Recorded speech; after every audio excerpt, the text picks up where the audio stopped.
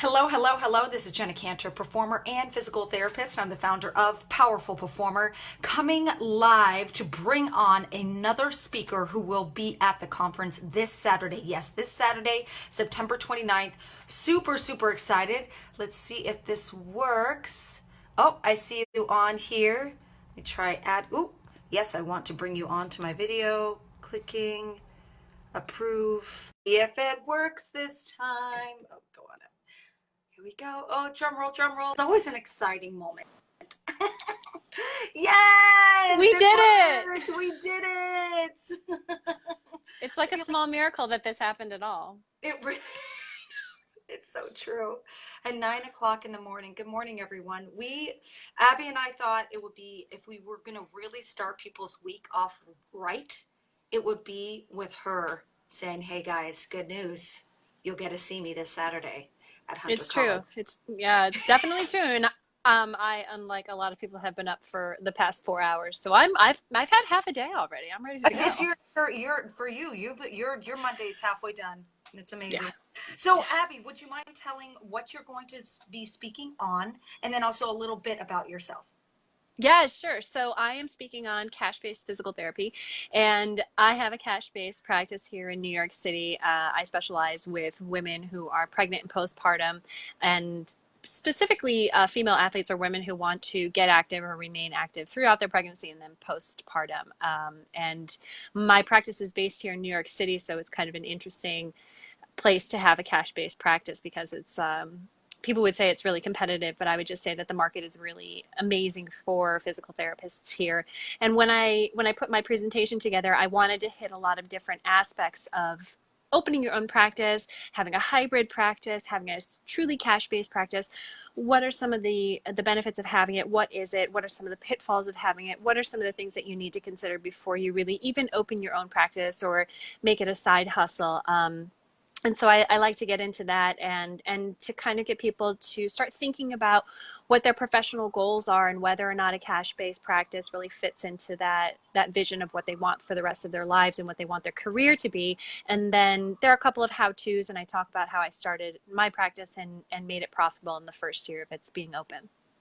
It's awesome. I love that. I'm super excited about that. I'm a person who's just starting mine right now as I'm doing PRN work because I really just want to work for myself. So I completely relate with your like go-to attitude and everything you have created. I was just wondering for you, um, and this is a big picture. I'm sure you're going to be talking about this probably at the beginning of your discussion. Why did you do cash instead of insurance? It's such a common debate in physical therapy.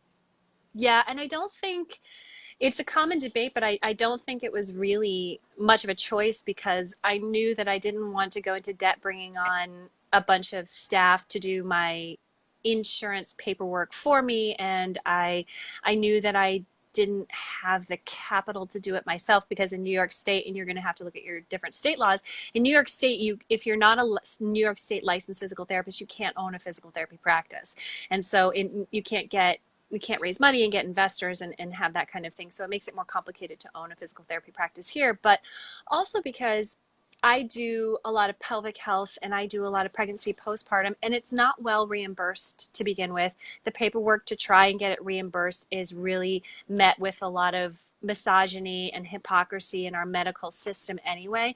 Yeah. And I don't have the time to do that and to serve my patients, and I do home visits. So a good portion of my day is spent getting to my patients and then spending as much time as possible with them as they needed to. So oftentimes my patients will be breastfeeding or they'll need to take a break and deal with a toddler, and that time's not reimbursable by insurance. So Right, right. I needed to make the most out of my time with them, but also have my time be valued as such, where I could say I am here for 2 hours with you. And pelvic patients can be very complicated, and I've had very complicated patients who I've done an evaluation for, and I've spent 2 hours with them. So Yeah. I didn't want to have those parameters put up for me, those barriers between me and my patients put up for me by insurance companies. And my patients understand that coming in, and a lot of them have been to other practices where they haven't gotten the attention that they need to, Right. and they know what they're getting, and they know what the cost will be, but they also know what the great benefit will be to be paying out of pocket and have someone who's not on a timeline that's dictated by insurance companies. Mm, mm, mm, mm. Preach. Love it. I mean, you could go so many ways with that. Quality care. Quality care. Yeah. And I mean, you could go off into so many different directions discussing that. You can go off into the politics of it. You can go off into the lobbying efforts of it, the money that's not into it, the fact that we're still overseen by the AMA. That there are things that are holding us back that are within our own profession, and where we would have to throw a lot of money at it. But the bottom line with my company is, I am my company. I run my company, and the idea that I have for my company is that I want to give these moms the time that they need, because they are often shuffled around postpartum and don't get the quality care that they need. And I want to make sure that I am giving them my full attention when I have them. I love it. I love it. Thank you, Abby. I'm super excited. Can't wait to see you. Um, Yeah. End here because, short and sweet. We're not going to give you the whole enchilada. This is a little Mm-mm. preview.